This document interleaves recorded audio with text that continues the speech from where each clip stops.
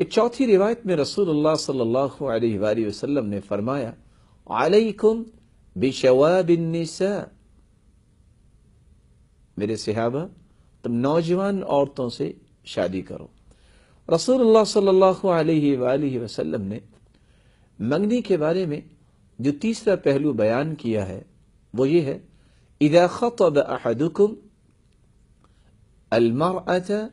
فإن استطاع أن ينظر منها إلى ما يدعوه إلى نكاحها فليفعل۔ تم میں سے جب کوئی انسان منگنی کرنا چاہتا ہے تو اگر وہ چاہے تو وہ جس کے ساتھ اس کی منگنی کی جا رہی ہے، تعلق جوڑا جا رہا ہے، اس کو دیکھ سکتا ہے۔ وَإِن كَانَتْ لَا تَعْلَمْ، خواہ اس کو علم نہ ہو، اس کی بے خبری میں اس کو دیکھا جا سکتا ہے۔ رسول اللہ صلی اللہ علیہ وآلہ وسلم کی لائی ہوئی شریعت کے اصولوں کو سامنے رکھ کر دیکھا جا سکتا ہے۔ اتفاق سے معاشرے کے اندر دو پہلو اس وقت عام ہیں جو دونوں ہی افراط و تفریط کا ایک کھلا منظر ہے۔ کچھ لوگوں کا یہ تصور ہوتا ہے کہ نہیں، نکاح ہوگا، اس سے پہلے منگنی ہوگی، جس کے ساتھ نکاح ہوگا وہ شخص اپنی ہونے والی بیوی کو نہیں دیکھ سکتا، اور اس پہ انتہائی سختی اور شدت کا اظہار کیا جاتا ہے۔ نتیجتاً بہت سارے مسائل جن کا سامنا کرنا پڑتا ہے وہ زندگی میں پیش آ جاتے ہیں۔ رسول اللہ صلی اللہ علیہ وآلہ وسلم نے یہ جو دیکھنے کے بارے میں اجازت دی، فرمایا انظر الیہا۔ مغیرہ رضی اللہ تعالی عنہ روایت کرتے ہیں جب انہوں نے ایک عورت سے منگنی کی تو فرمایا انظر الیہا انہ احری ان یؤدم بینکما فإن فی اعین الانصار شیئا۔ تم دیکھ لو، یہ تمہاری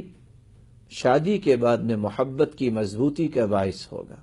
اور انصار کی عورتوں میں کچھ ہوتا ہے، یعنی ان کی آنکھیں چھوٹی ہوتی ہیں، یا یہ ہے کہ ان کی آنکھوں کے شیڈز کچھ الگ سے ہوتے ہیں۔ رسول اللہ صلی اللہ علیہ وآلہ وسلم نے جو اجازت دی اس کا ایک مقصد بیان کیا۔ اور دوسرا پہلو سوء اتفاق سے معاشرے کے اندر ایک یہ بھی پہلو پایا جاتا ہے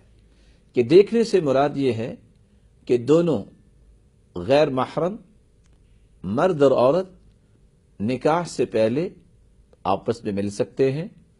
اکٹھے بیٹھ کے ایک دوسرے سے مصافحہ کر سکتے ہیں، یا اکٹھے ہی شاپنگ کرنے کے لیے جا سکتے ہیں، جبکہ شریعت نے اس بات کا کوئی جواز پیش نہیں کیا۔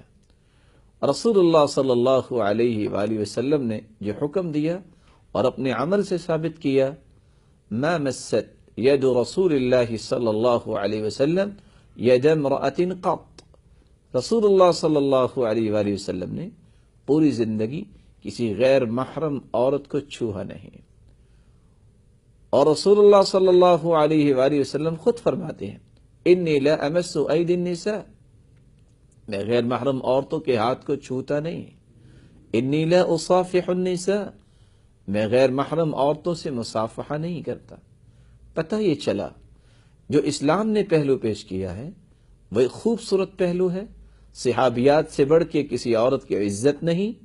اور اسلام سے بڑھ کے کوئی خوبصورت دین نہیں۔ دین اسلام نے جو اصول پیش کیے ہیں ان اصول و ضوابط کی پابندی کرتے ہوئے منگنی کرتے وقت اگر کوئی شخص اپنی منگیتر کو دیکھنا چاہتا ہے تو مناسب طریقے سے اس کو دکھایا جا سکتا ہے۔ منگنی کے بارے میں رسول اللہ صلی اللہ علیہ وآلہ وسلم نے چوتھا پہلو یہ بیان کیا ہے اذا اراد احدکم ان یزوج ابنته فلیستأمرها، جب تم اپنی بیٹی کا نکاح کرنا چاہو اور اپنی بیٹی کی شادی کرنا چاہو تو اس سے مشورہ کرو۔ رسول اللہ صلی اللہ علیہ وآلہ وسلم نے آگے فرمایا فإن الثیب تعرب عن نفسها وإذن البکر صمتها، ایسی عورت جس کی پہلے شادی ہو چکی ہے اب دوبارہ اس کی شادی ہونے لگی ہے، اس کے خامد کی فوتیدگی کی وجہ سے یا اس کو طلاق ہوگی، تو ایسی عورت خود بھی اپنا مشورہ دے سکتی ہے۔ تعرب عن نفسها، بول کے اپنے رائے کا اظہار کر سکتی ہے۔ وَإِذْنُ الْبِكْرِ صُمْتُهَا، اور جو کنواری عورت ہے اس کی خاموشی ہی اس کی رضا کی دلیل ہوگی۔ رسول اللہ صلی اللہ علیہ وآلہ وسلم نے ایک دوسری حدیث میں فرمایا وَالسَّيِّبُ أَحَقُّ بِنَفْسِهَا، اور سیبہ عورت ایسی عورت جس کی پہلے شادی ہو چکی ہے، اب دوبارہ اپنی وہ شادی کروانا چاہے تو وہ احق بنفسها، وہ زیادہ جانتی ہے کہ اس کو کیا اختیار کرنا ہے، وہ اپنی رائے کا خوبصورت طریقے سے اپنے ولی کے سامنے اظہار کر سکتی ہے۔ رسول اللہ صلی اللہ علیہ وآلہ وسلم نے ایک تیسری روایت میں فرمایا وَإِذْنُهَا صُمَاتُهَا وَإِذْنُهَا سُكَاتُهَا، کنواری عورت کے سامنے جب کسی شخص کا تذکرہ کیا جائے اور کرنے والا بھی ولی ہو، باپ ہے، اگر باپ نہیں تو اس کا چچا، اور اگر چچا نہیں تو اس کے بھائی بھی موجود ہوں، اگر وہ اس بات کا تذکرہ کرتے ہیں کہ فلاں ایک نیک شخص کے ساتھ آپ کا نکاح کرنا چاہتے ہیں، تو اس کی خاموشی اس کی اجازت ہوگی، اس کی خاموشی اس کی رضامندی ہوگی، اور اس کی خاموشی اس سارے معاملے کو بہتر سمجھنا تصور کیا جائے گا۔ رسول اللہ صلی اللہ علیہ وآلہ وسلم کے زمانے میں ایک شخص نے اپنی بیٹی کا نکاح کیا۔ خنسا بنت حزام بیان کرتی ہیں ان اباہا زوجہا وہی سیب، اس کے باپ نے ان کی شادی کر دی جبکہ ان کی شادی پہلے ہو چکی تھی اور ان کے خامد ان سے جدا ہو چکے تھے۔ فکرہت ذلک، تو خنسا بنت حزام نے اس بات کو پسند نہ کیا۔ فأتت رسول اللہ صلی اللہ علیہ وسلم فرد نکاحہا، وہ اللہ کے رسول صلی اللہ علیہ وآلہ وسلم کے پاس پہنچی تو رسول اللہ صلی اللہ علیہ وآلہ وسلم سے قصہ بیان کیا کہ مجھ سے کوئی مشورہ نہیں کیا گیا اور میری شادی کر دی گئی ہے۔ فرد نکاحہا، تو آپ نے اس کے نکاح کو رد کیا اور اختیار دیا کہ اگر تم رہنا چاہتی ہو تو ٹھیک ہے، وگرنہ تم اپنے اس نکاح کو فسخ کر سکتی ہو۔ رسول اللہ صلی اللہ علیہ وآلہ وسلم نے منگنی کے بارے میں پانچواں پہلو جو بیان کیا ہے وہ یہ ہے کہ منگنی کرتے وقت سب سے پہلے اللہ تعالیٰ سے استخارہ کرنا چاہیے، اور استخارے کے بعد استشارہ کرنا چاہیے، نیک لوگوں سے مشورہ کرنا چاہیے تاکہ کسی اچھے پہلو کو اختیار کیا جائے۔ فاطمہ بنت قیس رضی اللہ تعالی عنہ وہ فرماتی ہیں قال لی رسول اللہ صلی اللہ علیہ وسلم اذا حللت فآذنینی فآذنته فخطبها معاویہ وابو جہم واسامة بن زید۔ قال لی رسول اللہ صلی اللہ علیہ وسلم اذا حللتی، مجھے اللہ کے رسول صلی اللہ علیہ وسلم نے فرمایا کہ جب تم اپنی عدت مکمل کر چکو تو مجھے اس بات کی خبر دیجیے گا۔ وہ فرماتی ہے میں نے اللہ کے رسول صلی اللہ علیہ وآلہ وسلم کو خبر دی، اور خبر کیا دی کہ میری عدت مکمل ہو چکی ہے اور میرے پاس پیغام پہنچا ہے ابو جہم کا، معاویہ کا اور اسامہ بن زید کا۔ تو رسول اللہ صلی اللہ علیہ وسلم نے فرمایا اما معاویہ فصعلوک واما ابو جہم فرجل ضراب النساء ولكن اسامہ، معاویہ اس کے بارے میں تم مشورہ چاہتی ہو کہ میں اس سے شادی کروں کہ نہ کروں، فصعلوک وہ غریب انسان ہے، واما ابو جہم فرجل ضراب النساء، اور ابو جہم عورتوں کو بہت مارتا ہے، اور دوسری روایت میں آتا ہے لم یزل عصاہ علی عاتقی، کہ اپنی لاٹھی ہر وقت اپنے کندھے پہ رکھتا ہے، ولیکن اسامہ بن زید، تم اسامہ بن زید سے شادی کر لو۔ تو پانچواں پہلو یہ ہے کہ استخارہ کرنے کے بعد جب استشارہ مشورہ کیا جائے تو مشورہ ٹھیک ٹھیک دینا چاہیے، اور جو انسان کسی کو غلط مشورہ دیتا ہے گویا کہ اس نے خیانت کی ہے، اور اچھا مشورہ دینا ایک ذمہ داری ہے۔ المستشار مؤتمن،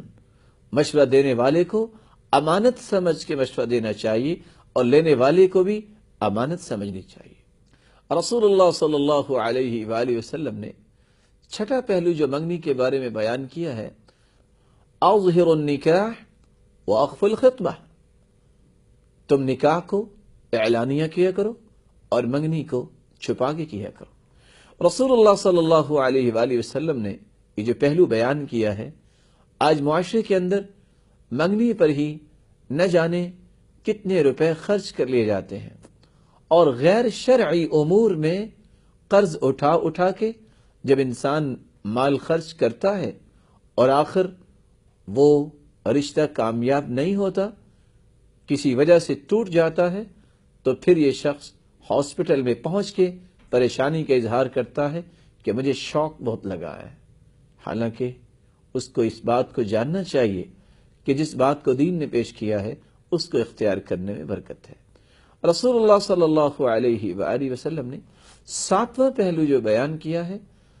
ان من یمن المرأة تیسیر خطبتها وتیسیر صداقها وتیسیر رحمها، کسی عورت کی برکت کی نشانی یہ ہے کہ اس کی منگنی بڑی آسانی سے ہو جاتی ہے اور اس کا مہر بڑی آسانی سے ادا ہو جاتا ہے، اور اللہ رب العزت اس کو بڑی آسانی سے اولاد نصیب فرماتے ہیں۔ اس حدیث کی روشنی میں یہ بات سمجھی جا سکتی ہے کہ لوگوں کا یہ رویہ کہ جوتیاں چٹخانی پڑتی ہیں،